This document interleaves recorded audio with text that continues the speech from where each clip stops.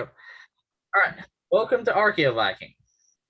I have my friend and fellow heathen Beofeld on as a special guest today because we are going to talk about a subject that is very controversial in heathenry and has become more controversial, surprisingly, over the past few months for whatever reason. And Beofeld and I, because members of our Hearth community, both local and online, have run into people who have deeply challenged and argued over the subject within blog posts and YouTube channels and what have you. And so Beofeld and I have decided that it's time we tackle this subject in depth.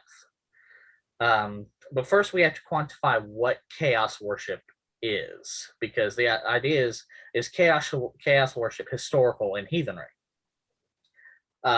So, Beofeld, why don't you give your the description that you described within our group about what good chaos versus bad chaos and the misconception and such are?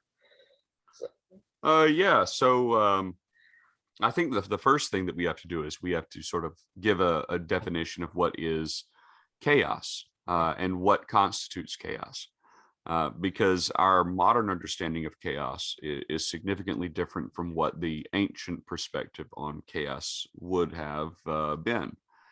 Our term chaos, as we know of it today, is from the Greek. Yeah. And when the Greeks were talking about chaos, they weren't talking about the mundane sort of things like a person wearing their clothes inside out or running down the street without any clothes. Mm-hmm. Instead, what chaos is for, say, a person in the ancient world would be that the way that the universe has operated and that way in which the universe operates that we rely upon to live as human beings, that it ceases to operate in that way. And so we sort of wake up in the morning and we expect for the sun to come up. And we can expect it to move in an east to west direction. And then we can expect it to set. And it will do that today and the next day and the next day. And right now it's summertime, essentially. We can expect for fall to come after, and we can expect for winter to come after that. And they have a set time span that they're going to last. You're not going to simply not have a spring. You're not going to have winter last indefinitely. You're not going to randomly wake up and it's winter today and then spring the next and then winter again and then summer suddenly and them all out of order. Instead, we can expect the universe to sort of go on about the way that it's sort of always gone about. That the order of the universe, as we know of it, maintains itself. And so when we think of, say, chaos in this respect, it's when that is disrupted or ended, rather, that all of the things that we know and rely upon that allow us to continue to exist simply cease to be. Yeah. So you might wake up one morning and then the sun doesn't come up and it never comes up again. That would be an example of chaos. Or that the sun comes up, but then it doesn't set and it just continues to do loop-de-loops around in the sky. That would be an example of chaos. Things which are against the way that the universe is meant to operate. So these big picture things way up there in the realm of the gods, as it were. Or that the dead suddenly stop being dead and they all rise up. That would be an example of chaos. We expect for things that, that live to eventually die. But the dead rising up, all of a sudden, that would be an example of something that goes against sort of the way that the universe operates. That up became down and down became up. That would be an example of chaos. Or that simply everything ceases to exist all of a sudden and it just goes completely blank and there's nothing. Yeah. That would be an example of chaos in the most classical sense, because chaos in the original Greek sense was that this state of primordial nothingness from which, you know, the universe was created. Yeah. Yeah, and you know, like for example, with the dead, um, at least in heathenry, though in other places, the rising of the dead often involved people who were on the fringe of society. They were often like Glommer, for example, from the saga of Greater the Strong, was an outlaw in life and was a generally horrible person in life, and then he died, and because he was so wicked, he rose again. Now, not always. There are some exceptions, but generally that's at least the picture that the Icelandic sagas paint. And so, and we'll get into how outlaws play into the uh, um, propagation of this cosmological chaos in a little bit.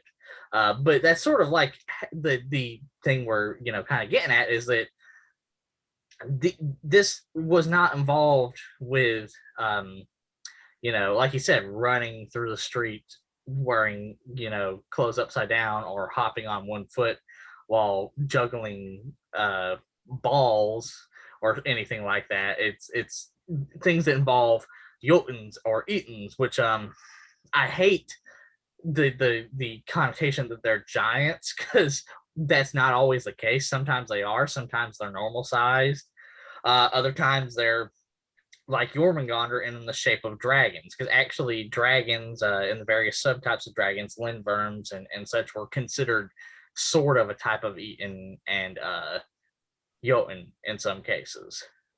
And then also evil god, sometimes evil gods. Loki we'll mention briefly, but he's a whole nother animal that is almost impossible to do in any kind of video on. Very complicated. Yeah, very complicated. We'll mention them briefly, but the point is, you know, generally evil gods, and I put him here because people think of him as an evil god. Now, there's you know, again, we'll get into that later, but generally Loki probably wasn't evil, but he also probably wasn't good either. It's a whole complicated animal that, anyways. So, with that said, we're going to go into the first section, and that is creatures that were traditionally viewed as mischievous little fuckers. Pukas, dwarves, and elves. So pukas are actually something that a lot of people, at least who are familiar with Shakespeare, are familiar with. Anybody who's seen a play or read Shakespeare's play, A Midsummer Night's Dream, knows the character Puck. Or to the 90s kids, anybody who saw the Gargoyles show on Disney knows Puck. That's just dated me and Beofeld a little bit. Yeah, just a little bit there. Yes, but but Puck, and you know, and he generally kept some of the qualities. Sort of, he was a little mischievous person, but he was also the. It's been a while since I've read or seen it, but I think, correct me if I'm wrong, but I believe Bethel, I believe Puck is the protagonist of Midsummer's Night's Dream. I mean, if you want to call him a protagonist, yeah, he's definitely the main character. Yeah. So But exactly. But he still keeps a lot of his mischievous qualities. Oh yeah, 100%. The entire thing, the entire drama is due to his mischief. Yep, exactly. And then you have elves and dwarves, whom everyone knows from D&D and Lord of the Rings. And now this is not a mistake or an accident. Elves and dwarves in Lord of the Rings and D&D actually aren't that far off, with some, you know, leniency from how elves were depicted in Germanic mythology across the board, like Pan-Germanic mythology. And that's because Tolkien, when he first the person who wrote Elves this way and inspired everything in D&D and Warcraft and such, was actually a mythologist. He was a scholar who studied mythology, and he copied Anglo-Saxon and Germanic mythology pretty closely, actually. I mean, so, which is a whole thing that actually, might constitute a good video later on, now that I think about it. Yeah, So, Tolkien would be a good video. yes. Anyways, so, Dave, why don't you explain, because you know about pukas a little more than I do, why don't you explain what pukas were historically before they be turned into puck? Well, honestly, puck is rather close to what the idea of a puka or a pukal would have been. I'm sure that I'm butchering how you pronounce that. Old English is one of those languages which is, a little bit difficult to go for. But Yeah, we're just gonna say puka from now on, or I'll just say puck, because that's what it evolved into. It became the word is the same. They were pucks. They in modern English, that's what we would call them. So this sort of like, that in Harry Potter, that Peeves character. Yeah. That's essentially what a puck is. Okay. So it's a spirit which is poltergeist like, that would have been sort of mischievous and does things that people don't necessarily want it to do. And we see this sort of entity develop further when we get into Midsummer's Night's Dream, into the puck, the Robin Goodfellow sort of character. And so this single individual then sort of is rolling all of those puck tropes into a single entity. And so we have a singular puck then that is then taking on this quality of all the other pucks that we sort of have. And we see these entities as being mischievous and not something that you necessarily want to have around, because they would be they're not something that which is benevolent or beneficent. They are not necessarily evil in sort of like the modern sort of understanding of that, but they're certainly not good. And so they're these entities which are, I don't know, just peevish. Yeah. Well, and interestingly, the word exists in Icelandic too. So the Icelanders in Old Norse would not have been unfamiliar with the idea of a puck. That's interesting. Well, and essentially, they're sort of like, from that description, they're sort of like the Scandinavian, like Tomties and Huldra folk and such that developed later on out of elves and dwarves and such, which is, leads into the elves, and we'll combine them all in a minute. And the way elves and dwarves were described, for one thing, as close as Tolkien got, he also probably unintentionally, well, no, actually probably intentionally, just so he could differentiate. He described them as two separate beings. The issue with that is in both Norse, Saxon, Frankish, and Anglo-Saxon, in all four of those mythologies, all four of the most well-known, and by well-known I mean most extant forms of heathenry that we have, because the others, such as the Gothic and Longobard or Lombards and such, only have one or two sources describing their paganism versus what the Franks, Saxons, Anglo-Saxons, and Norse have. And in many cases, with the exception of the Anglo-Saxons and the Norse, there's not many for the Franks and the continental Saxons. But either way, they all show elves and dwarves as being sort of ambiguously the same. Like, we don't know what the distinction between an elf and a dwarf is. Later on, you get with Snorri in the Poetic Edda, you get in the Prose Edda, you get, you know, the light elves and the dark elves. But that's the only time we hear about that is in those post-Christian sources. So those probably didn't exist originally, or if they did, they weren't what we thought. Dwarves and elves are so freaking ambiguous that we don't know which is which all the time.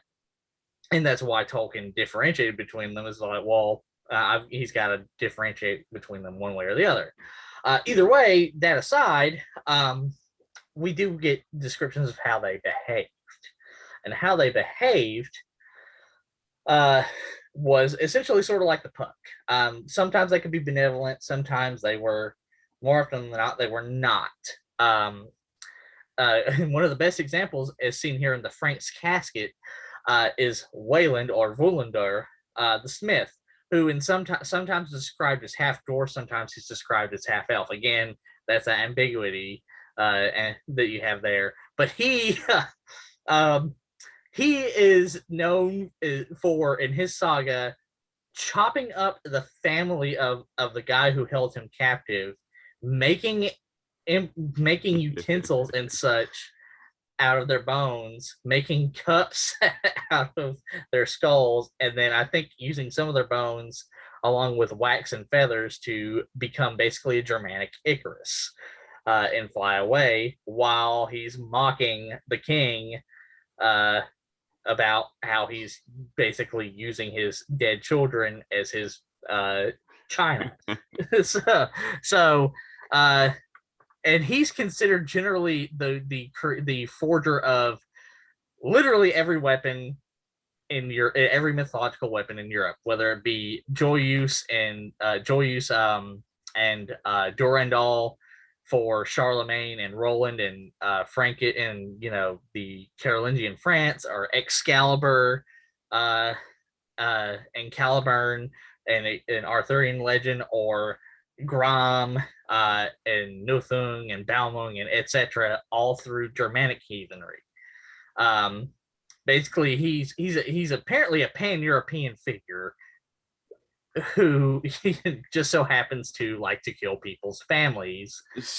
One that we know of, and that's the thing. But when we go further into elvish ideas, we look into the same things. You know, similar beings do also show up.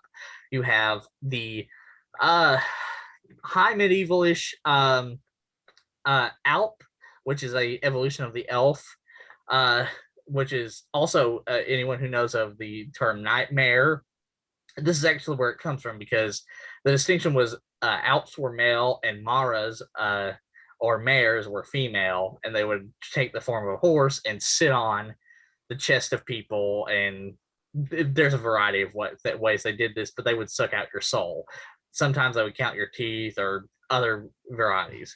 But there were often cures for these elf attacks, that were often described as elf shot, as you can see here in this thing, where you would, there'd be a variety of cures, whether they were herbs or charms or what have you, to fight them off. So they were actually, like the Puck, considered very mischievous. However, that's where they didn't have that in there. However, they were also connected to burial mounds and ancestors, which is interesting in on themselves. So they were considered also ancestral spirits. So they were often seen as good as well. How good, we don't know, but we do know that they were connected to the ancestors. In fact, the saga of Burnt Njal, or Njal saga for short, describes his best friend after he died being alive and strumming an instrument and singing on top of his mound later. Well, sorry, not being alive, being a spirit. And that was sort of how the ancestral elves were seen, as they were connected to the mounds. So they could be good and bad, but they weren't considered beneficial necessarily, as seen by what everything I just described. So they were sort of like the pucks. But that all being said, this does not mean that they were cosmological chaos. The thing is, pukas, pucks, and elves and dwarves were actually more like nature spirits. They were landviter or whites. That essentially, you know, held dominion over the plant life and animal life in whatever domain to a certain degree. So you would want to actually befriend them, but you wouldn't want to befriend them too much. And this is why they eventually evolved into, the Huldra folk or the Tomti or the Nissi later in Scandinavian heathenry. Sorry, not Scandinavian heathenry, Scandinavian folklore. Yeah. So, again, and oftentimes, actually, in the case of the Tomti and the Nissi, to this day, I mean, I'm guilty of this. I give offerings to the house spirits. You do want to befriend them because they will actually protect your home. But again, there's that caveat where if you disrespect the home or you don't give them offerings enough, you can expect some mischief from these house spirits. So, not quite the same. It is a reciprocal relationship, and that's going to be the pattern you're going to see. Usually, if it's a reciprocal relationship versus protection money, essentially, then it's not cosmological chaos. So, yeah. When I would like to say as well that that one of the unfortunate aspects of Tolkien's sort of rendition of elves and dwarves is that they're entirely physical beings inside of his stories.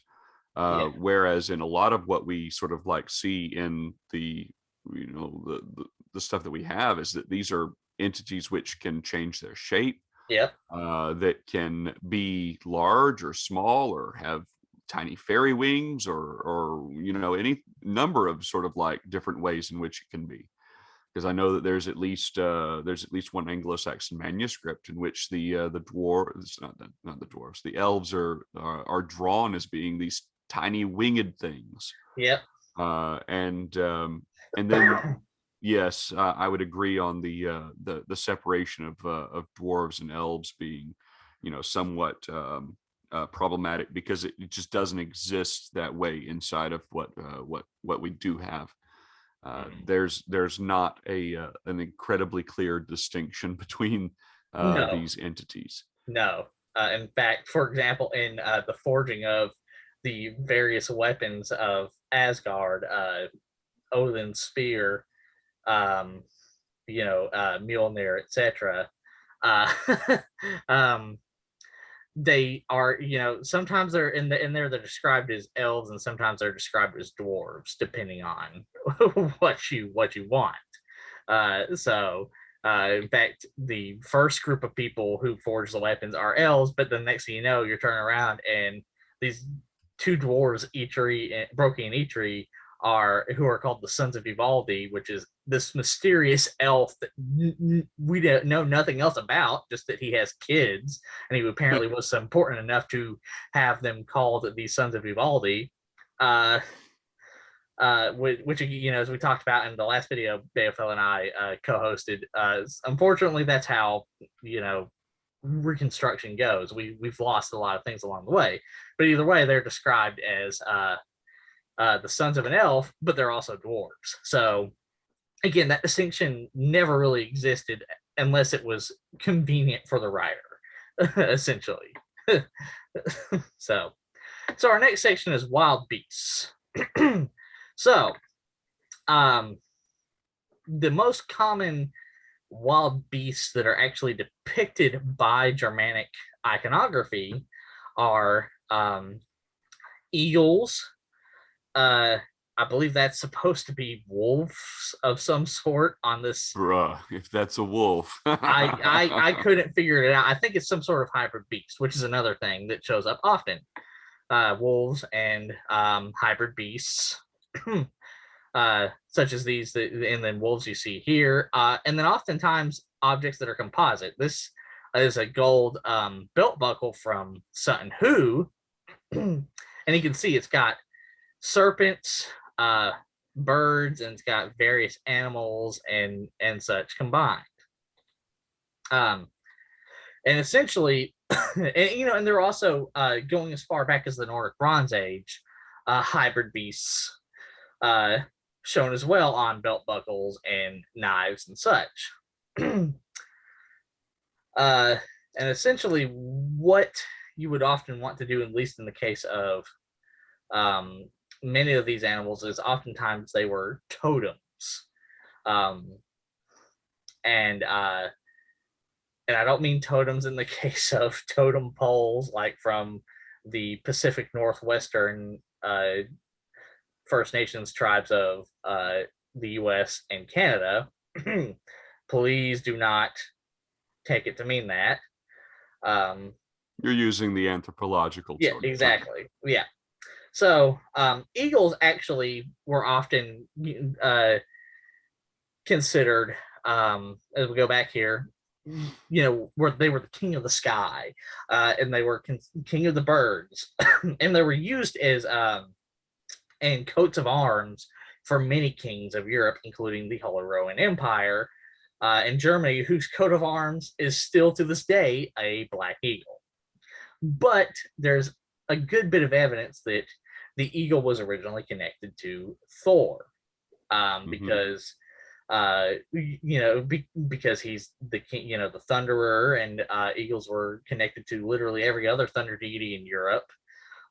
So it would make sense that it's also connected to Thor, but also we do have a carving that shows a wolf, a boar, and an eagle, called the witch stone in Scandinavia. Stone, yeah. The snake witch stone, thank you. And it's roughly within the proximity of the Uppsala temple in Scandinavia, where the three main deities were Thor, Freyr, and Odin. And Odin and Freyr's symbols are the wolf and boar. So that leaves the question what the eagle's doing on the snake witch stone. And if you have the wolf and the boar that are connected to Odin and Freyr, and the third deity in that region that's the primary deity is Thor, then it makes sense that the eagle represents Thor. Not 100%, there could be a variety of explanations, but it's pretty good evidence. So no, eagles were not chaos worship, because they were worshiping the protector deity. And then you come into wolves and hybrid beasts. And oftentimes you were trying to draw their power, like trying to take on the persona of the wolf. Beofeld, how does Anglo-Saxon literature generally paint wolves? And we'll go off from that. The general, I guess, consensus among Europe would be that wolves are not good. Yeah. Just about wherever you look, wolves are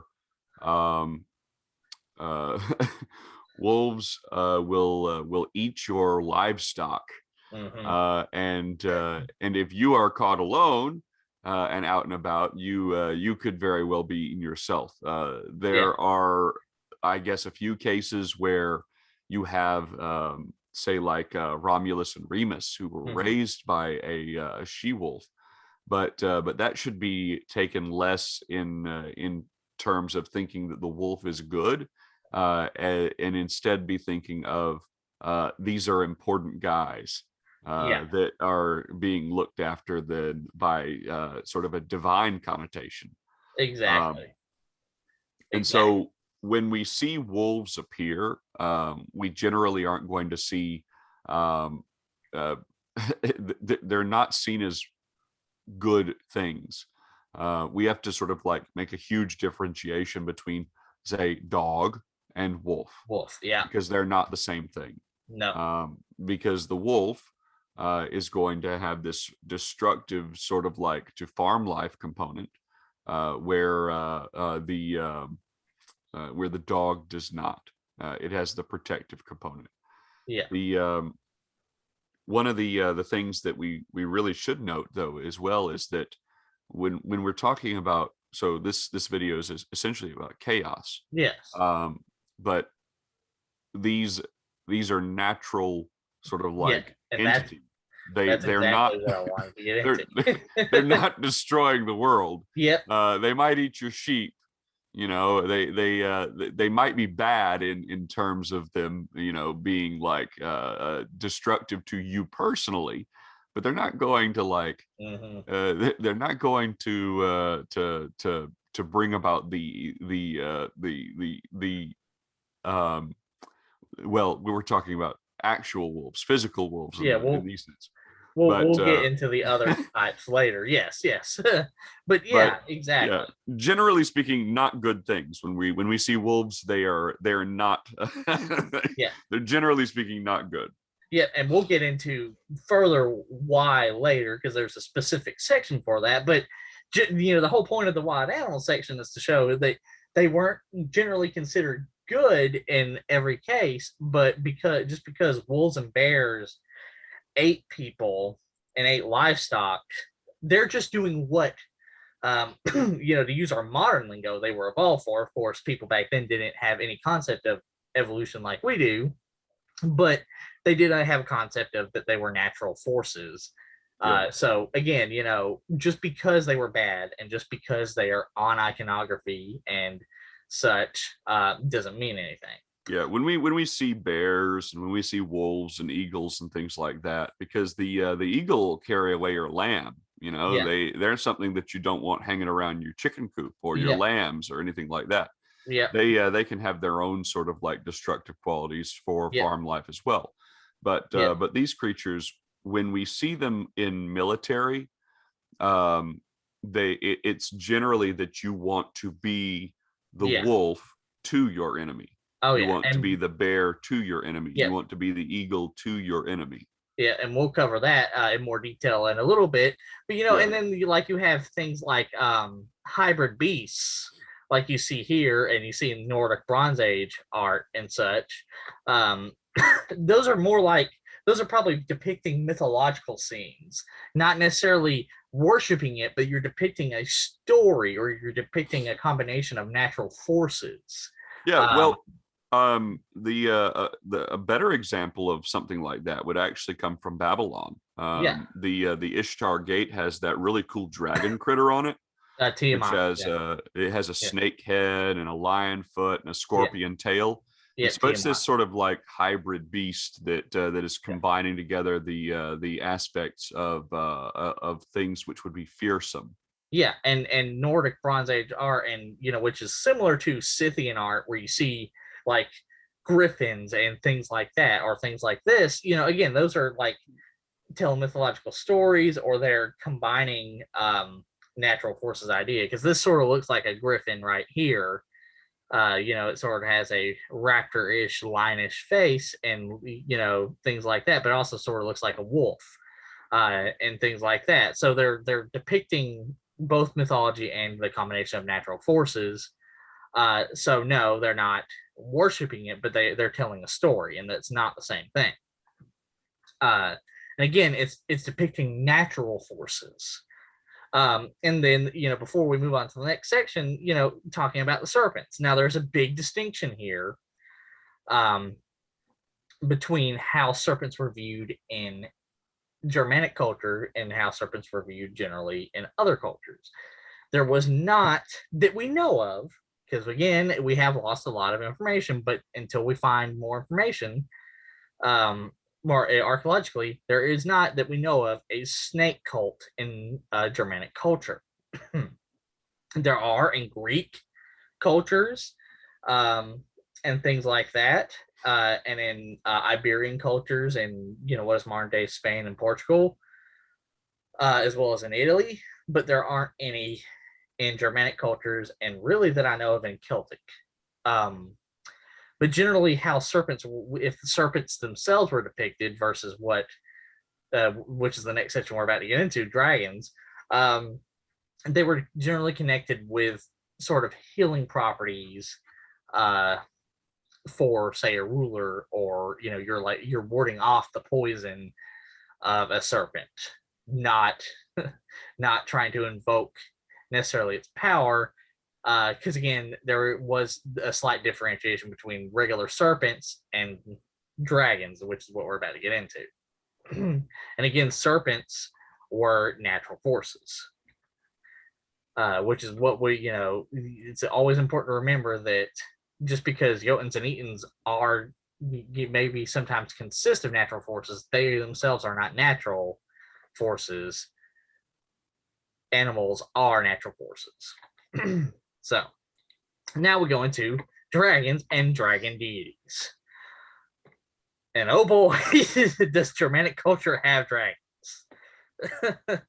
So Anglo-Saxon culture actually, on a lot of their helmets, used dragons in a variety of ways, like the nose and eyebrow guard of the helmet from Sutton Hoo, where you see these dragons right over here, making up the eyebrows and the nose. And again, this is that totem. You're trying to take on the power of generally what they considered the most powerful wild beast that they could think of, the dragon. The most powerful mythological beast, short of being a god, the dragon. And you wanted it to intimidate your enemies, also as a prestige to your allies, both as a sign of power and a sign of, don't fuck with me. And one of the most well-known dragon slaying tales from heathenry is actually Beowulf. Because that's what happens, is the Germanic warriors slay dragons.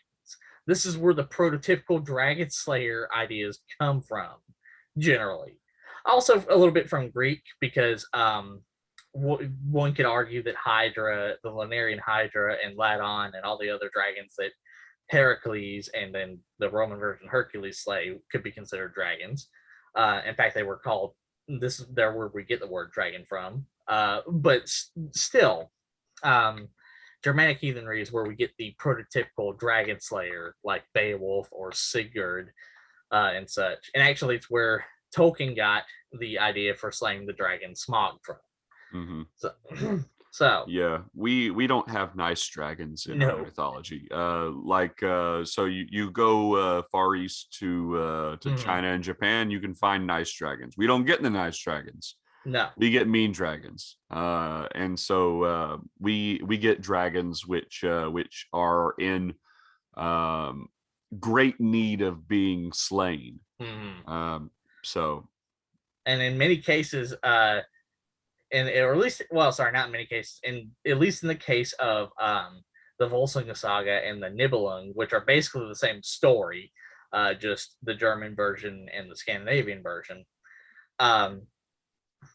It depicts a person actually turning into a dragon because of sheer greed. Also, a little bit of a curse from a ring cast by of a cursed ring that had been given to him by an evil dwarf named Andvari. But which is where Tolkien got the idea for the cursed ring in Lord of the Rings. But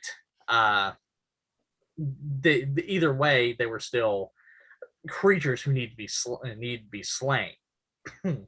They were evil creatures who guarded gold, who were not necessarily natural, and who needed to be killed. And they were depicted in art, like you see in this runestone, but they were more depicted in artistic value, not worship. And in the cases of like the Sutton Hoo helmet, again, you're trying to take on the power of this fearsome beast. And that's because it is bad. You're taking on its power to become a better warrior. Warriors are generally supposed to be scary because you want to win battle. And you want to control your people if you're a king. But that doesn't mean they're worshiping it. In fact, they weren't. And we can see this in the other most well-known dragon, Jormungandr. by the way, this is a carving of Sigurd slaying Fafnir in the Volsunga saga in the Nibelung. But the other most well-known dragon in Germanic heathenry is Jormungandr, the rival of Thor. A huge serpent that, at least according to the Eddas, though chances are it probably wasn't originally, was the son of Loki. And eventually, for whatever reason, it doesn't really describe why, but for whatever reason, Jormungandr and Thor hate each other fervently and are constantly trying to kill each other. And he is connected with other Indo-European myths of blotting out the sun. He's always a world ender that Thor must contend with, or other versions of the thunder deity throughout Indo-European mythology must contend with. And in fact, in most cases, and probably in the earlier iterations of Thor's fishing trip and other myths, the storm deity defeats the serpent, and then the problem is gone away. So narratively, however long ago, probably thousands of years ago, before, as Indo-Europeans were spreading out, narratively, the serpent, Jormungandr, and its other cognates, this does not mean they're the same thing, people, but their other cognates were used to display what chaos looked like and the power of the thunder god, not to be worshipped. Again, there were snake cults in Greek, Iberian, and Italian/Roman religions, but they weren't dragons, they weren't this serpent, and they weren't in heathenry, in Germanic heathenry or Celtic paganism. So no, they weren't worshipped. They were purely horrible monsters that needed to be fought off, whether by the thunder deity or by a warrior like Sigurd. And that brings me to another point with Sigurd. Interestingly, we do actually know who Sigurd is based off of, or at least who he probably was based off of. And that is the Frankish king Sigebert of Austrasia, modern day Western Germany, Belgium, and Eastern France.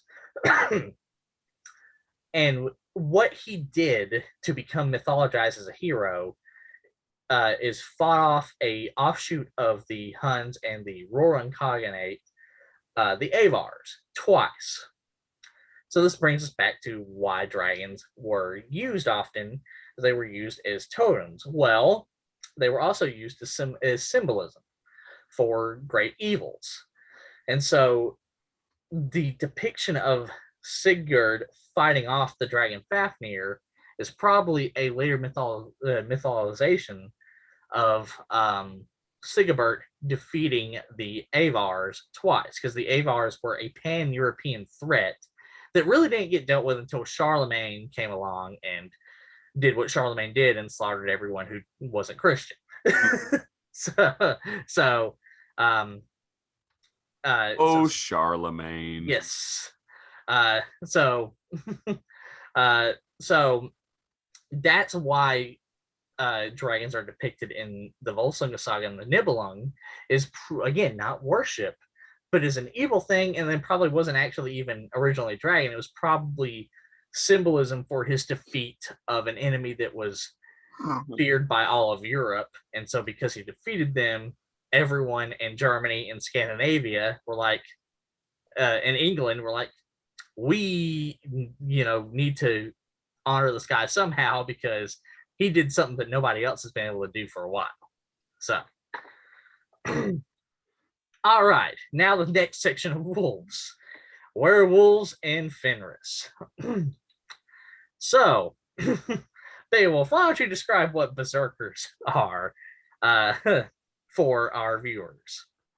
So what we sort of have to understand about a berserker is that this is a person which takes on the qualities of a bear, and then they would, or a wolf, but they take on these qualities, and then they are supposed to be this unstoppable force, right? They would just go with all of the fury and battle lust and bloodlust that you would expect from a wild animal, hence, what they're doing. And so we have some examples of this from inside of the lore, but we know that these were individuals that they did have a concept of, because of the prevalence in which we find sort of references to it. And so there probably were actual individuals that had some sort of quality of this, that they were trying to be this kind of person. But the one of the things that we sort of have to consider, though, is that when we see these people in sort of like outside of the stories and in reality, they would have been trying to adopt the fearsomeness of these creatures in order to sort of like be that way to their enemies. You don't want to come home to your wife and be a bear. You don't want to come home to your wife and be a wolf. Or a boar. I forgot about the boar sect also. Boar cult, yeah. Yeah. But you don't want to come home and be these sort of like beasts, because those are for the battlefield. Those are for your enemies. You have to basically reintegrate into human society after the battles are done. And you can't be that person anymore. I mean, we still have some issues with that in today's world of reintegration of soldiers and things like that into society, and sort of like the ways in which we are failing people because we're unable to sort of like reintegrate and sort of like get that sort of like togetherness back again. Once you become that, you can't bring that back home. No. And in fact, we have in later Scandinavian sources, we know, in fact, accurate records. These aren't like the Eddas. These are just accurate law records. Kings like Hakon and Harold and such, actually, Harold Hardrada even, actually outlawed berserkers, because oftentimes when there wasn't a war going on, berserker bands would resort to being outlaws. And so later on, like in the 1080s and such, and 1060s, you begin seeing these bands like the Jomsvikings, who weren't berserkers, but they still fit within that elite warrior idea. So I'm rolling them in there because they were outlawed. But you get to see these mercenary bands who are often berserkers, but not always, being outlawed. And so it's clear that they weren't within, unless war was going on, they weren't considered within the norm and were expected to go away. And we do know that, the idea of the berserker or similar concepts goes as far back as the Bronze Age with Indo-European society. I did a whole video on that. So, we know that the idea of elite warriors taking on the persona of bears, wolves, or boars goes back a long way, but it always has that connotation. They were considered outside of society unless warfare was going on. So again, one, they were using natural forces. Two, they were not considered within society, so they weren't being worshipped. They were more of they fit the exact definition of a necessary evil. I mean, that's essentially what any king who used them, or any general who used them, saw them as, is a necessary evil to win the battle, but they were expected to go away afterwards. Or to drop the mantle. Yeah, or the dropped mantle. You were supposed to reintegrate or go away. Yeah. And it's, and sometimes you do see that not happen. I mean, the poem Beowulf, which there is probably a historical king who that is based off of, mentioned by Gregory of Tours in both his Regio Francorum and his History of the Franks, Kalikakakis, who I probably butchered that, but who was a Danish king of the Danes and the Geats, who was probably the inspiration for Rolf Kraki and Beowulf, who were either considered, in the case of Beowulf, portrayed as sort of a berserker of probably the boar cult, because his mantle is described as being the boar, or in the case of Rolf Kraki, his top general was a berserker. So there are exceptions to the rule, but those are literally mythological figures. Well, Beowulf as well. The name itself is a kinning for a bear, so you've got that going too. Yeah, exactly. It means the bee wolf. Yeah. So there's that too. So, but again, these are mythological figures who, yes, while being probably based off of a real historical king that was mentioned by the Gregory of Tours in the 500 CEs or 500 ADs, for those of you who don't use this BCE, CE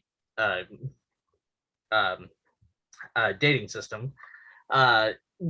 But we don't know much about him other than he existed and he led occasional raids on the coast of Frisia, and that he was the king of the Danes and the Geats. That's it. The rest is completely mythological and is the exception to the rule, and most of the time they are considered outlaws unless they were going to war against somebody else.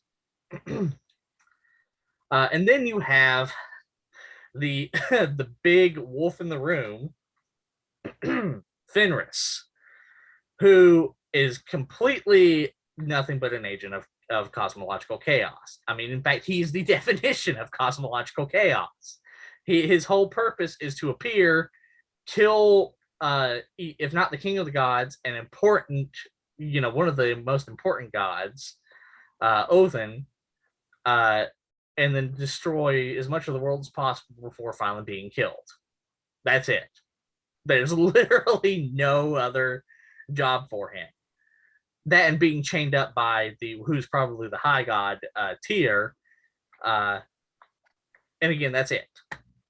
And he wasn't worshipped. He was put on runestones, but again, like Ormonde, it was completely artistic, and it was used as a, oh no, we can't let his destructive force out. Now, neither Beofeld or I, or really any of our Hearth group, actually believe in the idea of Ragnarok. We're pretty sure that's a Christian addition based off of Revelation. But the idea of Fenris being a force of pure chaos and destruction is probably a very old idea, and was not worshipped whatsoever. Wolves were worshipped sort of as followers of Othin, but again, not always. So, there's some of those that reference hounds as well.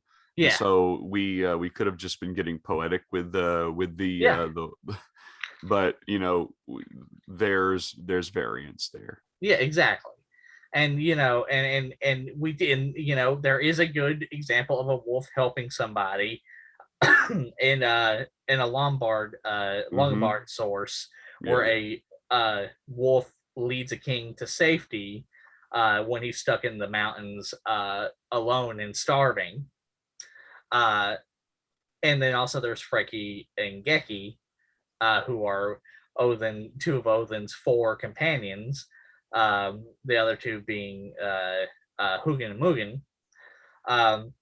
And they help out, and they're generally considered benevolent despite their names. But again, those are the exceptions to the rule, and they're usually associated with Odin.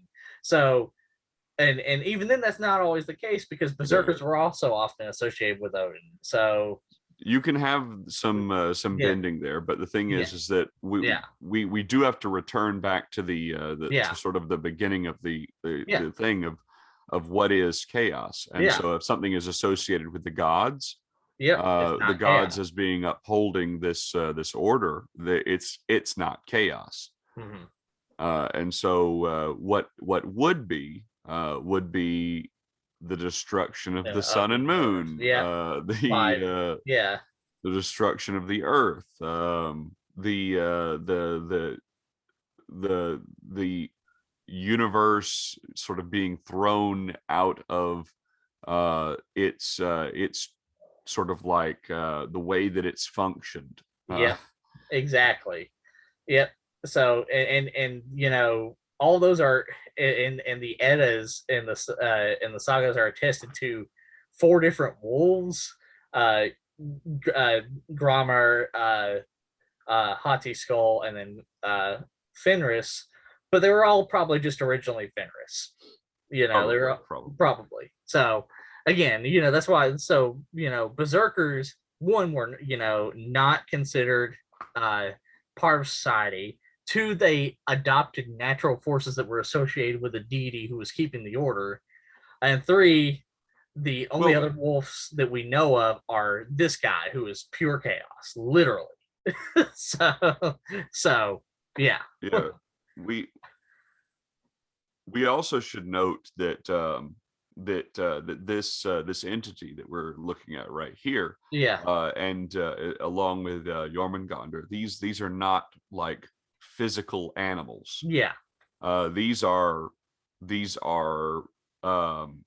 entities with consciousness and power to rival the gods. And so these are not animals. They are, and because these entities, whether they be gods or Ettins or Thyrses or whatever else, they have the ability to change their shape. We can either surmise that this particular entity, along with Jormungandr, these entities have chosen these shapes, and that's one option, or that 2, that the people that are telling the story have chosen these shapes to impart on us a lesson. And so that we should sort of remove them from the natural and put them in the same category of being as the Ettins and the Thyrses and the gods and all of these other beings which have this ability to shapeshift. Yeah, exactly. And that brings us to the last section, I believe, the gods. Which ones are chaos gods? So first of all, let's take a look at figures, 3 deities who are very connected to the idea of Jotuns/Etons and Thurs. Odin, or Woden, who really primarily in the Eddas is connected to being the son of a Jotun named Bor, and he often marries and sleeps with Jotuns really whenever.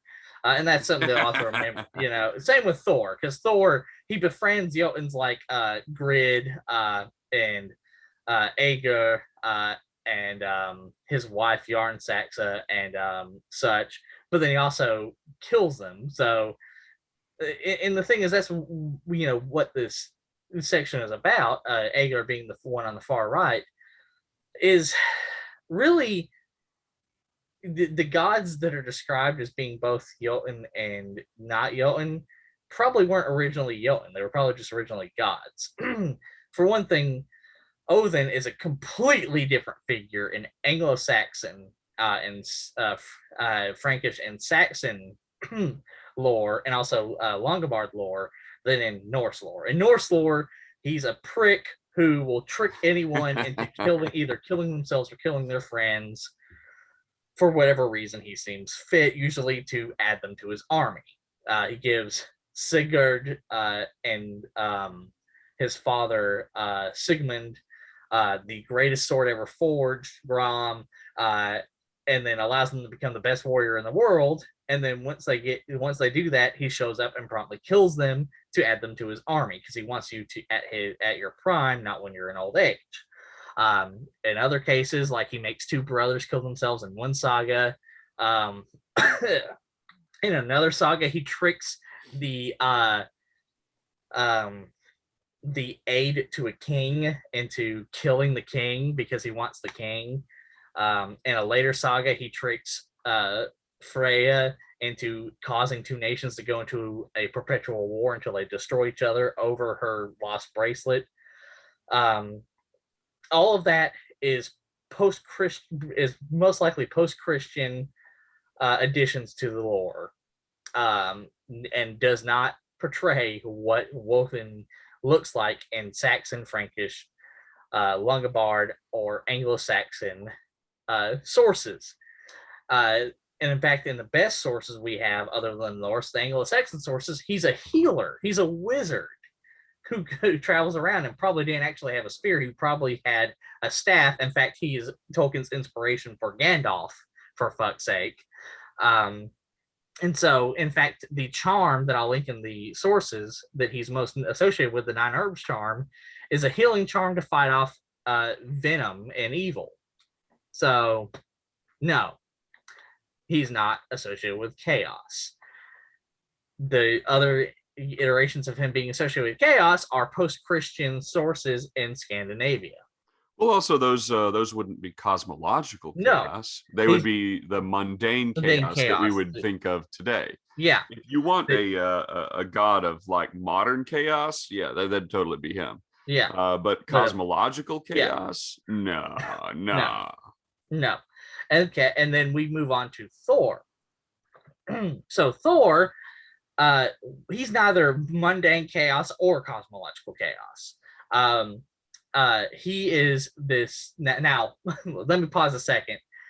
I have issue with this picture, and it's because who the hell decides to draw a god who's a warrior and a fighter without armor protecting his chest?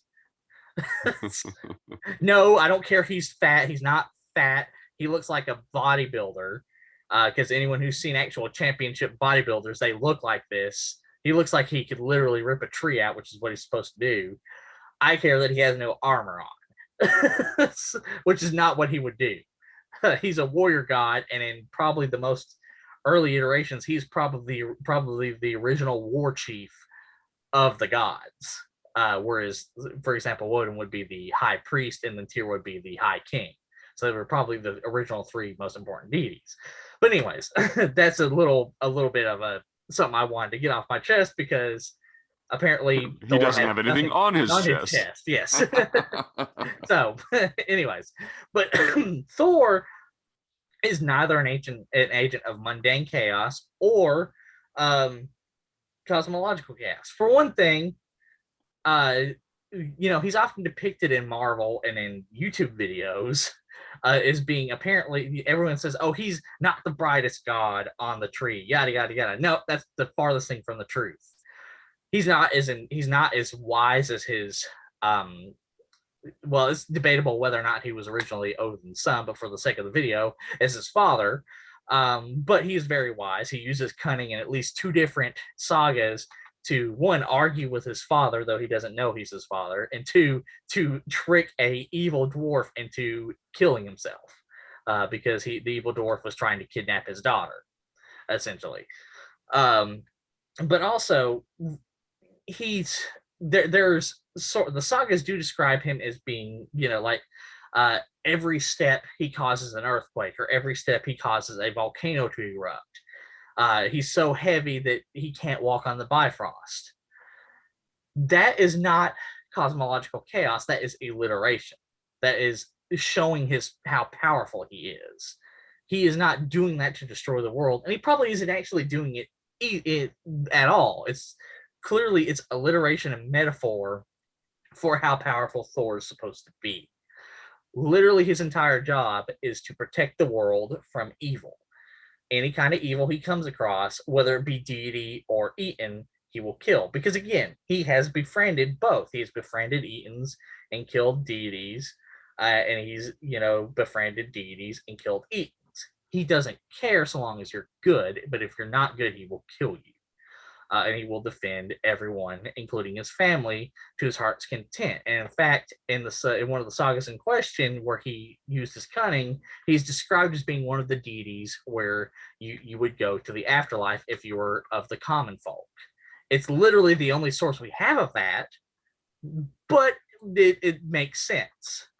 Essentially, Odin says, well, Thor takes on, the thralls and serfs, whereas I take on nobles.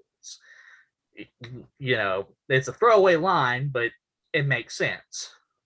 So no, Thor, while being described as being able to cause earthquakes and volcanic eruptions from just stepping, he is not chaos. And even the source I got this from, which is a recent academic paper, says the exact same thing.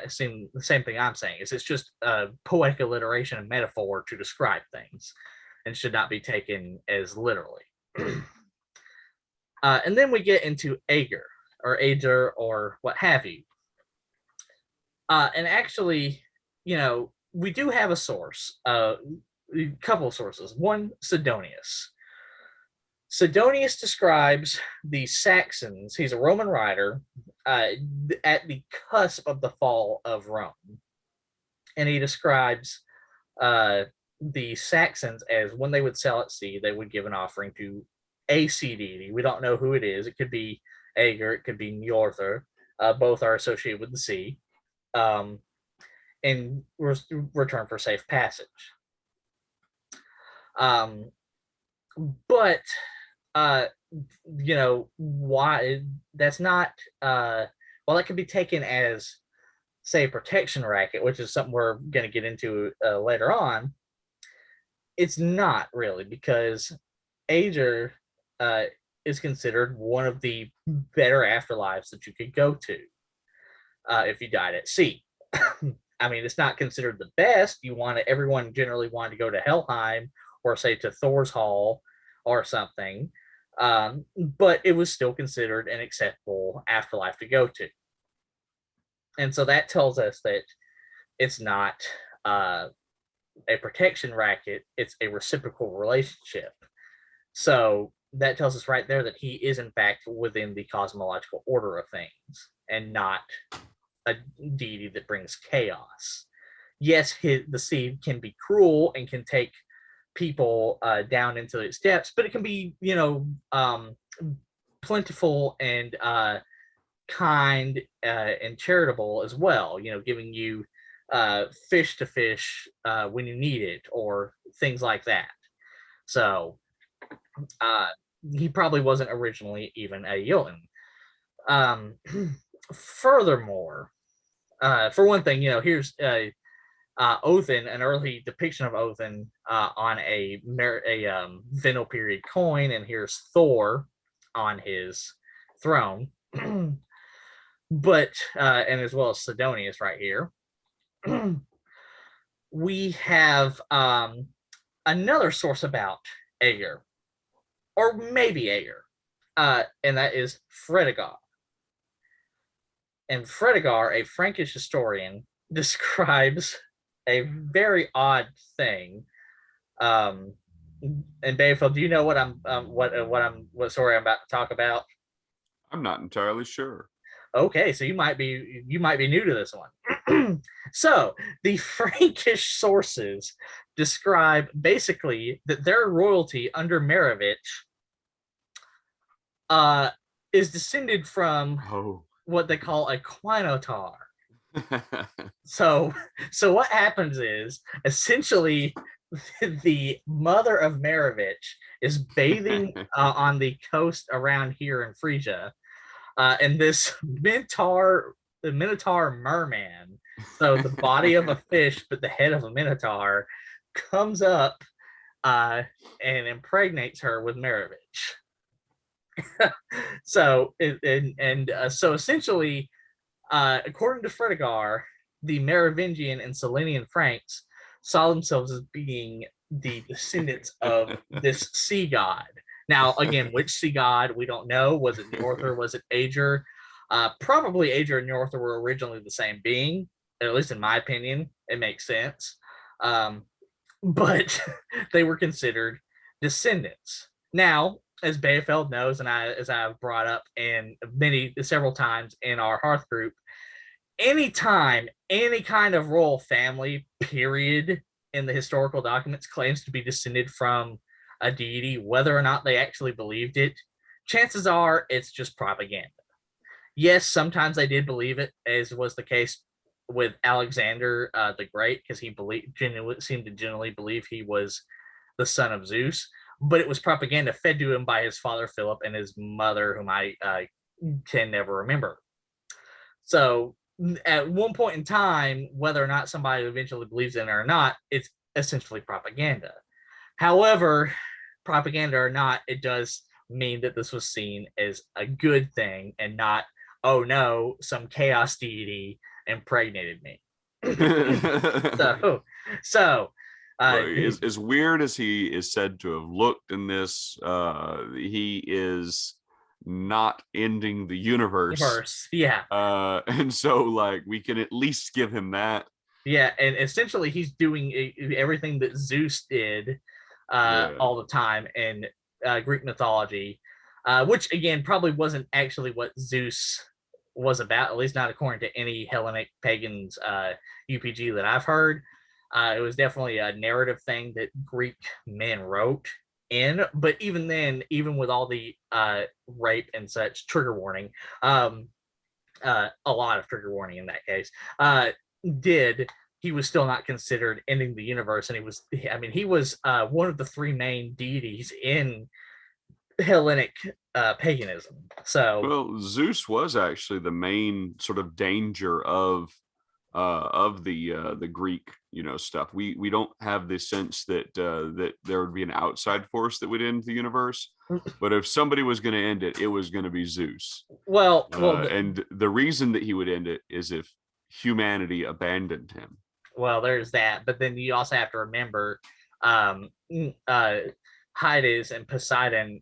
Despite common misconception, Hades and Poseidon, especially Hades, are actually described as being a little bit more powerful than Zeus, which is interesting, especially Hades, because he's, he according to, he's apparently so fearsome that even, his anger at the earth shaking the underworld during the Trojan War, that apparently the gods were like, okay, we're gonna stop. So if anyone was gonna stop him, it was Hades. But yeah, when it comes to the Greek, though, that we have chaos entities inside of Greek, Typhon and so we have chaos entities there, but the gods had destroyed humanity before, and there was the thought that they could do it again. But that would be as part of their creation, and humanity, as being part of the order of the universe, was supposed to uphold its end of the bargain and deal. And so if we stopped worshiping the gods, we would be the chaotic entities that would be ruining the order of the universe. Exactly. So even then, they weren't considered chaos deities. No. So, and then we move on to deities who are described as being Jotuns or Etons, such as Scathi, the sort of, and I'm going to say this as many times as I have to in as many videos as I have to, deities are never the god of X. They're never specifically the god of water or anything. That is a modern misconception. They are the god of many things, or they're just simply as much as I don't always agree with him, Jackson Crawford has a good point at this. They are personalities. They're their own personalities, and to say that they are the god of just specifically one thing diminishes what they are. So yes, but Scathi is described often as a Jotun. However, one, as many of us in our Hearth group have noted, she probably wasn't originally one. Two, considering Scandinavia itself is named after her, I would assume that, she probably wasn't viewed as a chaotic entity, at least not cosmologically.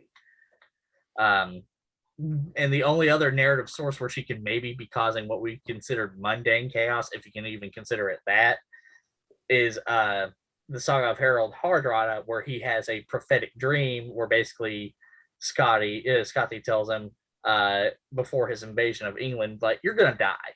That's it. She tells him you're gonna die, and then the dream's over. So that's not really chaos. That's just a fair warning and heads up, man. Yeah, exactly. And then she has a whole host of place names throughout Scandinavia, not just Scandinavia itself. Scandinavia itself is named after her, at least as far as linguists can tell, because Scandia and Scothi are linguistically connected, and Scandia probably evolved into Scothi at some point, essentially. And then you have over here on the right, Mimir, who is a deity who makes great memes, such as because basically the premise of it is he's a literary device for Othin. He was Othin's mentor who got his head chopped off due to a misunderstanding, essentially. And Othin used necromancy to bring him back to life to continue to give him wisdom. So, he was described as a Jotun, and we don't have a lot of evidence historically for him other than the Eddas. But even that aside, he's not a being of chaos. He's seen as a being providing order and wisdom to a god of order. Yeah. So there's that. And like I said, he does provide great memes like, oh, Mimir, give me wisdom. Getting your head chopped off sucks. Or don't get your head chopped off. So there's that. But other than that, he's not a chaos deity. Scothi is not a chaos deity at all. They are considered beings of order. And they're considered upholding the order. One of the things that sort of like many of us take some sort of umbrage with all of this is that these entities, they're not, they're not of, I say, a bloodline necessarily. Yeah. That these entities are not through genetics or genes. They're not different types of being.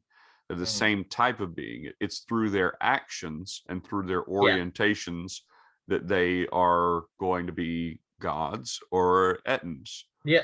So if you're going to be a god, you're going to be an entity which is going to be with the gods and upholding the order of the universe. Yeah. If you're an ettin, you don't necessarily have to be against the order of the universe, but you're not exactly helping it either. No. And so there's lots of these entities which are sort of an unaligned entity.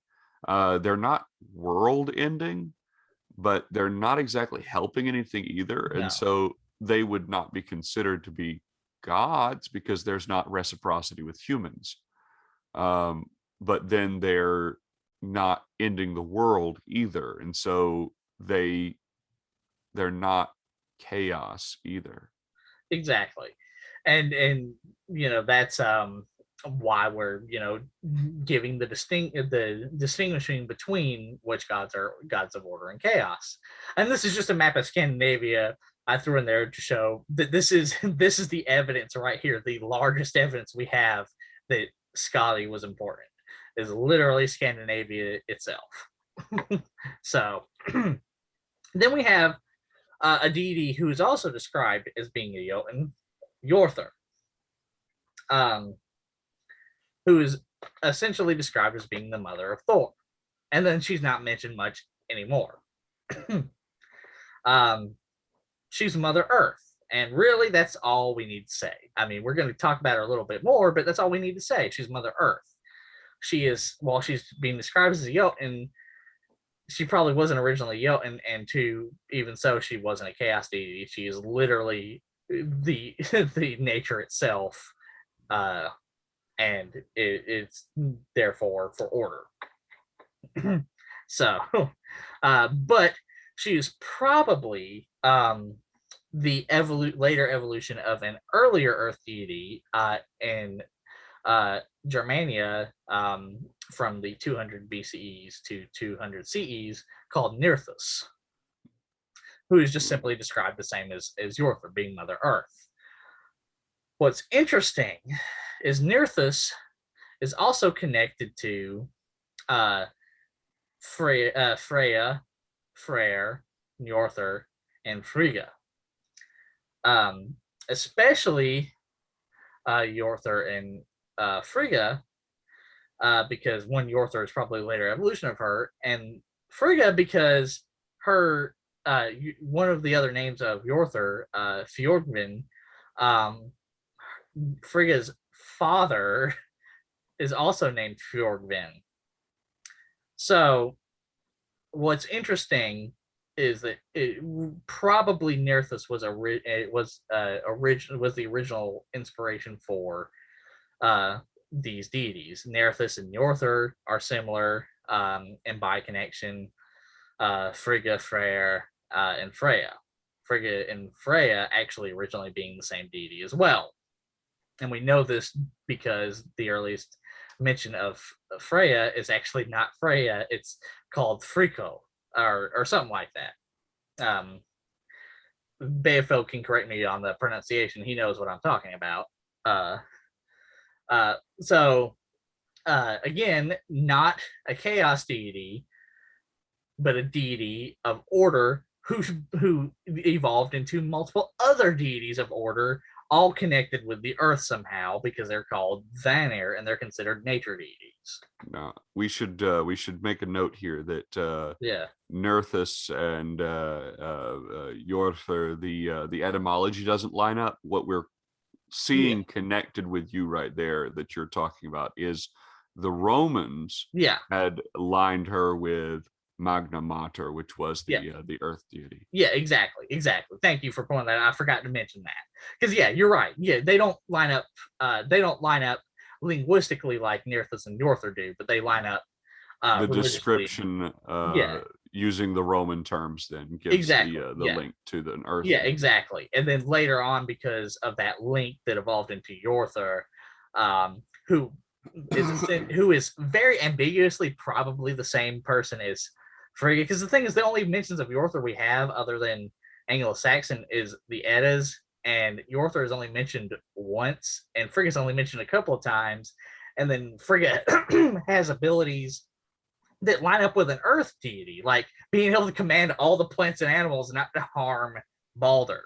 Which is, we do have an Anglo-Saxon reference to your Eortha. Yeah.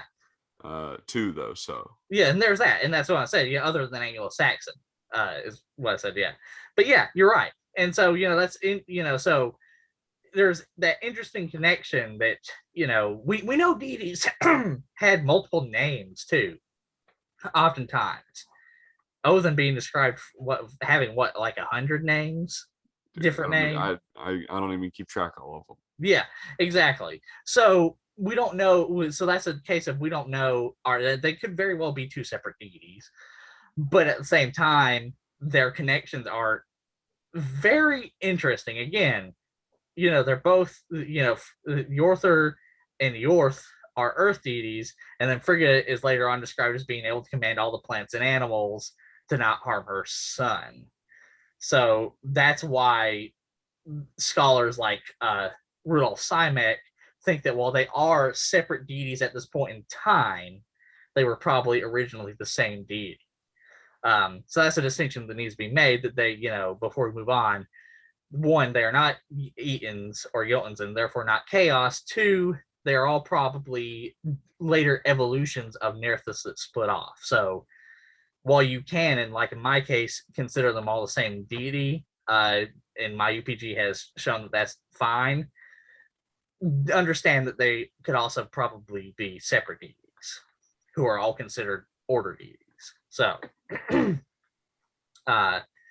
they are not, again, they are not considered chaos deities. And then, here's Germania where Nerthus was worshipped. And as you see here, there's a big overlap with Roman culture right here. And actually a little bit down here too. And so this is where Magna Mater comes in, Mother Earth. So, you see all these people worshiping, us included, worshiping these deities who are described as Jotuns, but they aren't actually Jotuns. They're probably, or Etons, they're probably were given that name by Norse people later on. And, and Christian people, Christian Norse for that matter. So it's possible that they had just conflated them as being sort of bloodline thing, when originally it wouldn't have been a bloodline thing. It would have been the orientation of that individual entity exactly. towards, you know, the godly or the not. Yeah, exactly. So no, not chaos deities at all if you worship them. So again, so far we've seen basically everything has shown us that any kind of deity that is connected with Jotuns, you know, even if they're worshipped, they are within the cosmological order, so they are not considered cosmological chaos. So still no chaos worship so far. That brings us to uh, the closest thing, and I use this loosely, the closest thing to a Germanic devil or devils or demon or what have you that we can come to. And no, I don't mean that literally. I'm just saying that that's the closest thing the closest equivalent. And that is Surt or Surtur, the massive fire giant who is alongside Fenris and Jormungandr, the biggest threat the gods have ever. And actually, he's described as really kind of being bigger than Fenris and Jormungandr because he actually survives. He's in fact the only one who actually doesn't face a mutual kill in the Ragnarok narrative, whereas Tyr, Thor, and Odin and Vidar all mutually kill their opponents. You know, Loki and Heimdall killing each other, Tyr and Grom killing each other, Thor and Jormungandr killing each other. Again, not in the earlier myths. This is a Christian version. Odin and Vidar, Odin being killed by Fenris and Vidar then killing Fenris. Surt just straight up kills Freyr. It says he kills Freyr, his opponent, and then sets the world ablaze. That tells you how big of a threat he actually is, at least in the earlier things. But the question is, was he worshipped? Well, it's complicated. So we have what is called Surtishellir, or Surt's Cave in Iceland.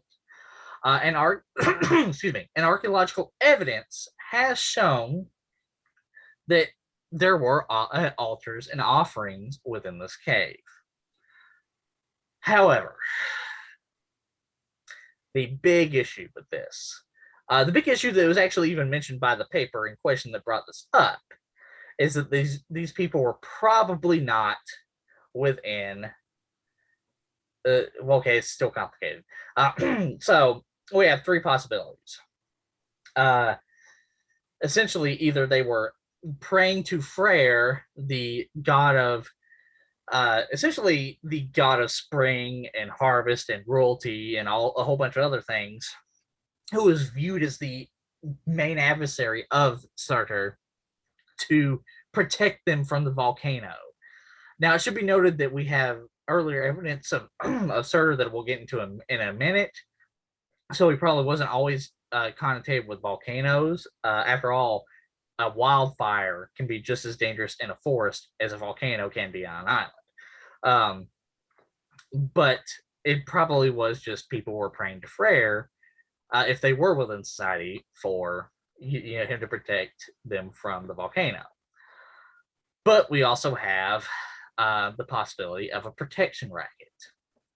Beofeld, why don't you explain what a protection racket with a deity is? This sort of goes into two terms that we sort of need to understand here. We have worship, which is what we've sort of been talking about this whole time. And that would be that you are forming a reciprocal relationship with the deity, where you are forming this bond to the gods, and they will look favorably upon you for all of the things that you have done, for the prayers and the offerings, and essentially you've become their friend. And then on the other hand, we have a different kind of offering, which is called propitiation, which is not the same thing. So when someone propitiates, they are offering an offering so that you can, in a sense, try to stave off the ill effects of something. Mm-hmm. And so you give then in order to try and buy them off. The best example from, say, The real world would actually be Danegeld. Yeah.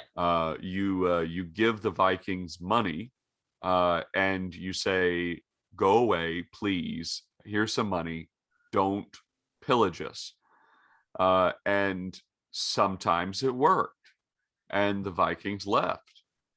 And sometimes it didn't work, and the Vikings took your gold and pillaged you anyway. Yep. And so it's that's essentially what we're talking about when we're talking about propitiation. There is no relationship that's formed here. You are, in a sense, trying to buy them off. In your term, you term it a protection racket. Yeah, exactly. And that's in a lot of ways exactly what this is. And then we have the third possibility. And again, all three of these possibilities were brought up in the paper in question, which would be in the sources. But the third possibility is that it was a group of outlaws or several outlaws over the course of centuries, which is what the paper suggests, alongside the other two. In fact, they suggest that all three probably happened intermittently throughout the settlement of Iceland. But anyways, the third is essentially outlaws would stay here, and because they were on the outside of society, they basically the only place they could turn to was a deity like Surtur. They couldn't turn to deities of order, like the Slayer of Evil, Thor, or the god of justice and the Thing, as well as the high god Tyr, or anything like that, or like say Euler, who while we don't have much information on him, was considered a god of justice as well as a god of judicial duels, apparently, according to one sentence where basically they say, we're going to fight it out under the name of Yule. Anyways, they had to turn to a deity like Surt. The only deity they could turn to was this deity who was also on the outside of society. So again, this is why this is not a good thing. This is not a good thing that they were worshiping Surt. Surt was a being of pure chaos and rage. He was the literal embodiment of destruction alongside Jormungandr and Fenris. So if you worshipped him willingly for anything other than please don't kill us, then you were definitely considered an outlaw. And you were an outlaw probably before then. Let me rephrase that. You were an outlaw before then, and you turned to him for that. So he was associated with outlaws probably, as well as being prayed to in hopes that he wouldn't destroy your village with a volcanic eruption. And then also they probably left offerings to Freyr here because Freyr was considered the general adversary of Surtur. It's also possible, thinking about it, it's also possible they left offerings to Thor here because Thor was also considered a giant slayer. So it's not hard to imagine that they were like, Thor, please fight off this fire giant, this fire demon, essentially. But none of that, none of those three possibilities that we pointed out mean that he was worshipped and was considered a member of the cosmological order. He is again, possibly even bigger than Jormungandr and Fenris, the literal embodiment of chaos and destruction. So, people worship him now, and I'm not going to tell them what to do because maybe we're wrong, but I will tell them that the worship was not historical. We can't say how a modern world evolves, but we can say that your practices are not historical. Sorry. Yeah. The modern world is going to be different than the ancient world.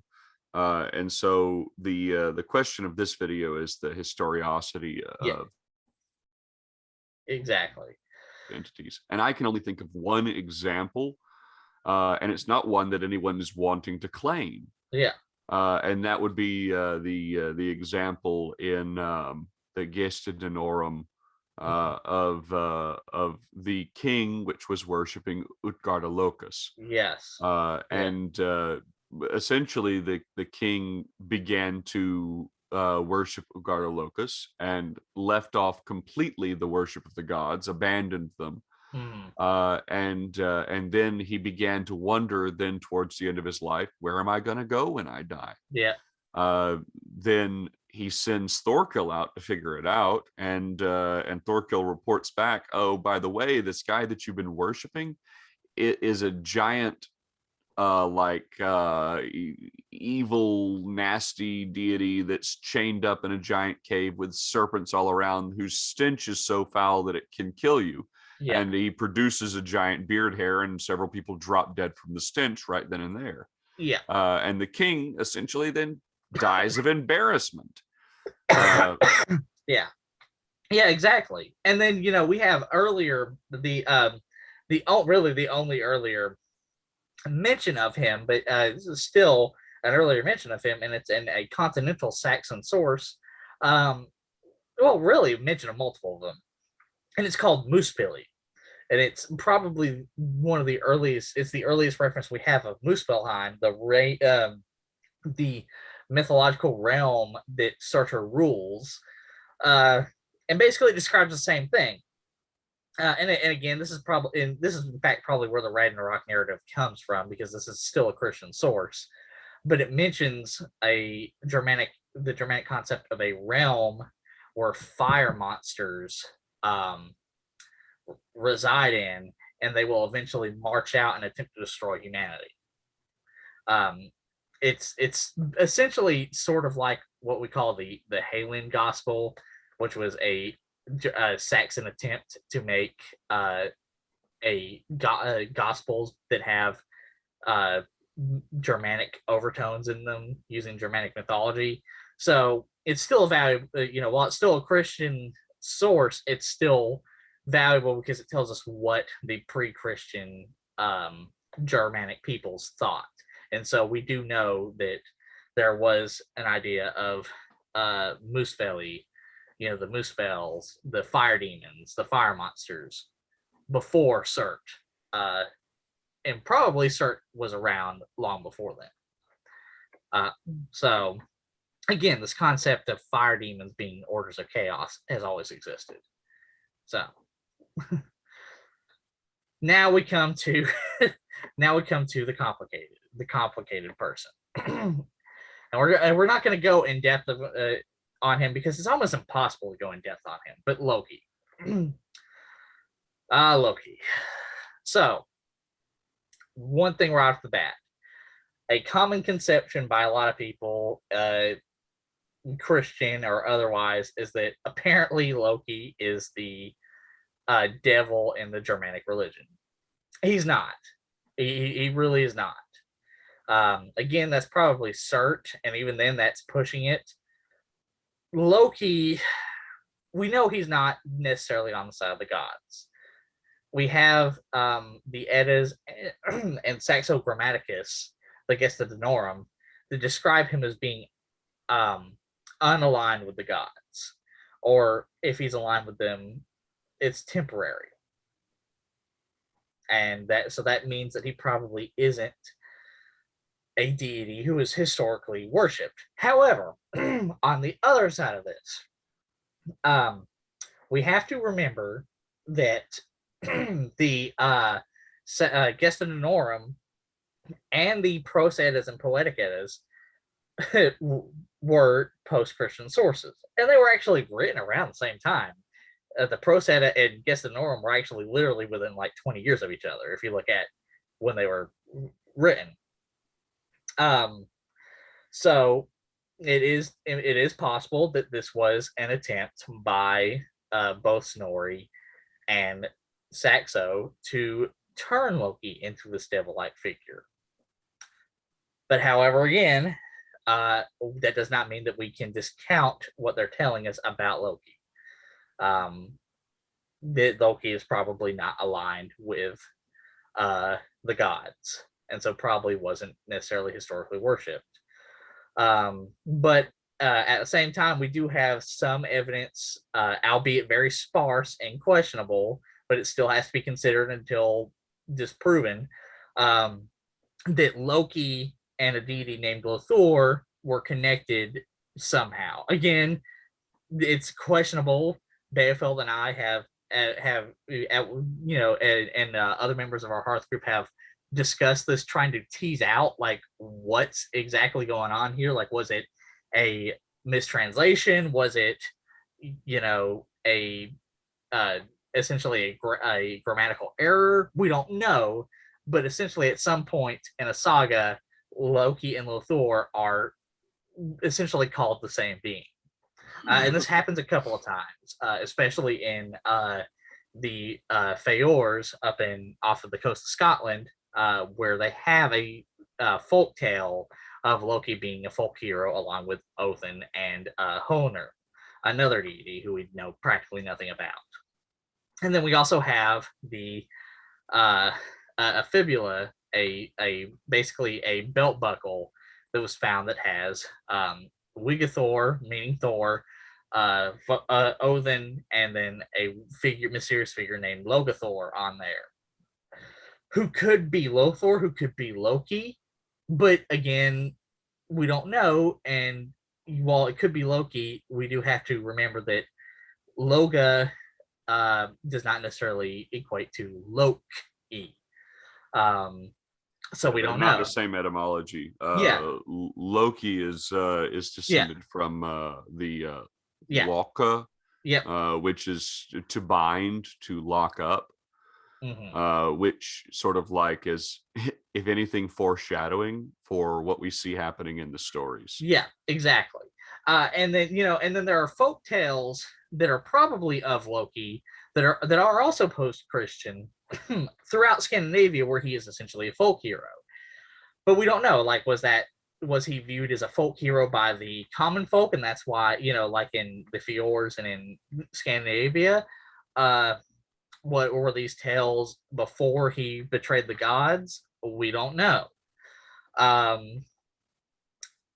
What I will say is, again, he's not the devil. What he probably is, the figure, the role he probably plays narratively, is similar to like Anansi and the rabbit and raven and coyote and such.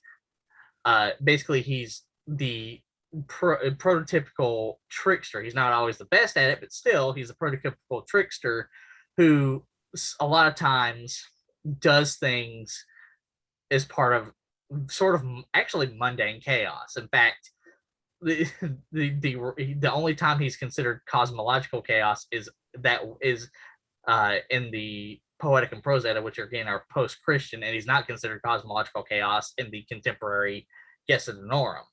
So chances are he probably wasn't originally considered a cosmological threat, but he was a mundane threat, and he probably was a evolution, at least in my opinion, of a Pictish of a Pictish nature spirit, maybe even a puka.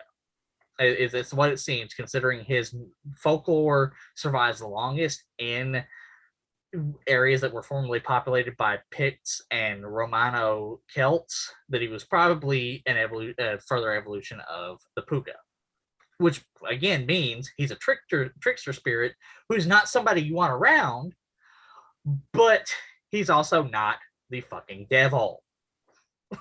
And he may even be equated with Prometheus, but we don't know. That's the big thing with not even just Loki, with a lot of deities. We just simply don't know enough. We don't know enough about Euler. We don't know enough about Scothi. We don't know enough about even Norther or Vidar, any of them. But what we do know about Loki is that he was not a spirit or a deity you wanted around. He probably was a nature spirit of some sort, albeit a powerful one, that was maybe like Prometheus and chained up, as Saxo Grammaticus describes. But he was not somebody you want around. But at the same time, he was also not like Fenris or Surtur. He was not somebody who you thought would destroy the world. He's just somebody who would lead you astray. And maybe sometimes, like, somebody equated it to, maybe he was like the narrative equivalent to the sort of Germanic version of a jester who would flight people for the king to sort of get their merit and, you know, fill them out. Like Beowulf has that happen, where Hrothgar has one of his sort of court jester people try and antagonize Beowulf to see if he actually is who he says he is. So that's possible too. I don't necessarily buy that idea, but that's an idea that has been proposed. So that's the whole thing. We're not, you know, we, for one thing, Anglo-Saxon heathenry and Frankish heathenry, which is what I primarily practice, and Beofeld primarily practices Anglo-Saxon heathenry, doesn't have Loki in it at all. So he's a non-question here. We're only bringing him up because if we don't, then somebody's going to say, well, why don't you bring up Loki? But yeah, we're not yeah. Norse heathen. I'm not a Norse heathen. I'm not either. Yeah. I use some Norse like, aspects, but I'm primarily Anglo-Saxon and Frank. Yeah, I'm primarily an Anglo-Saxon and Frankish heathen. But occasionally these conversations have come up in our hearth group, and we have had to address them. And essentially it's like, well, he probably isn't the devil, but he's also probably not somebody that you want around. And he may have evolved from the Pictish and Celtic concept of the puka. Where I stand on this is the question of reciprocity. Yeah, exactly. Yeah. When we look at a god is a being which you can trust, that's going to be able to form a bond of reciprocity between you and them. Yeah. When we look at the gods, they can form bonds with each other. We can see them that they can form bonds, and they can be faithful to those bonds. And when we look at, say, the example of Loki, even if you discount the very end, the Ragnarok, what we're looking at here is an entity, a deity, a god that does not hold faith with the gods even. Nope. And so what sort of reciprocity are we going to be able to hold with an entity that won't even hold it with the gods? Yeah. And like I said, and even if you take into account that this was a post-Christian source, and I personally have a lot of issues with the Guest of the North myself for other reasons. Beofeld knows these reasons, and they primarily involve how Thor and the other gods are depicted. and we in fact share those issues. But even if you take that into account, you still, you know, and say, oh well, it's a post-Christian source, we still have to take into account what the only sources of Loki we have are saying. So they're basically saying he is not somebody you want to worship. Again, he's probably not going to destroy the universe like Fenris or Jormungandr, but he's not going to make your life fun. And he may have been viewed, like I said, as a folk hero by some people, like Coyote and Rabbit and Anansi and such. But again, like all those figures I mentioned, you know, all those figures like Loki are often, you know, cautionary tales. Like what they did were like, oh, we have this because Coyote did this, or we have this because Anansi did this, or we have this because Rabbit did this, and it fucked up. It backfired. So that, and I'm going to essentially leave it at that. No, at the moment, we have no historical evidence that Loki was worshipped. To me and Beofeld and most of our hearth group, it's a non-starter. I'm primarily a Frankish and Anglo-Saxon heathen. Yes, I do have some Norse aspects that I use, as well as Taoist things, and Cherokee things. Because I'm a polytheist, and I do take things in from other cultures, like the Norse did. Sorry, racist, but Loki does not exist, at least for us, and so it's a non-starter. But if he does exist, he's just not part of our immediate sort of like. Exactly, yeah, and you know, and if he does exist, he's probably not somebody you want around. And again, we're not going to tell modern heathens what to do, because again, these are old concepts, and your new concepts that, like a member of our hearth community, found out the Loki, considering how he can shapeshift, along with Odin, has been viewed within a lot and beneficial to the LGBTQ, which is fine. I have no issue with that. But the worship of him is not historical. Whether or not you worship him modernly, I could care less. It's a non-starter for either of us, and we're only mentioning him because we knew if we didn't bring him up, we would be bombarded in the comments by why didn't you bring him up? But he's still a non-starter, and he's not historically worshipped that we know of, and so I'm going to leave it at that. And essentially that concludes our video. So basically what we found out going through all this, going through the archaeological and textual evidence, is that no, chaos worship in the sense of worshiping beings who will destroy the universe was not historical. And really not even in the sense of worshiping beings who were mischievous. Now, elves and dwarves are a whole nother animal, and I have a, like I've said several times in this, I have a dedicated video for them planned, because they are arguably more complicated than Loki, but they're also interesting and important to bring up. But still, we don't see a lot of worship of, with the exception of elves and dwarves, we don't see a lot of worship of mischievous nature spirits, who make your life a living hell if you worship them. So, and that's it. If y'all want to see any other Beofeld and I tackle any other subjects within Hiddenry, feel free to leave a comment, and remember to like, share, and subscribe. And thank you, Beofeld, for coming on and helping me tackle this very complicated subject. With as our viewers know, I often, with these more complicated subjects, I like to have somebody here with me to help explain many concepts that I don't always have all the answers for. And so Beofeld, having a master's in history and Anglo-Saxon and Northern European religion, is a great resource. In fact, feel free to go check out his channel, Wind in the World Tree. So again, thank you, Beofeld, for coming on and helping me out with this. Anytime, man. Yeah.